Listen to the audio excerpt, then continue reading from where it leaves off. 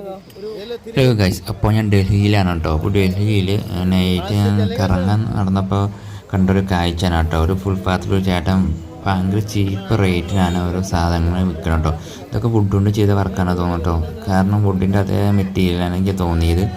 സംഭവം ചിലത് പ്ലാസ്റ്റിക്കിൻ്റെ മോഡലൊക്കെ ഉണ്ട്, പക്ഷേ പകുതി മുക്കാൽ വുഡിൻ്റെ ആണ്. ഇത് ഭയങ്കര ചീപ്പ് റേറ്റിനാണ് ഇത് വിൽക്കണം കേട്ടോ.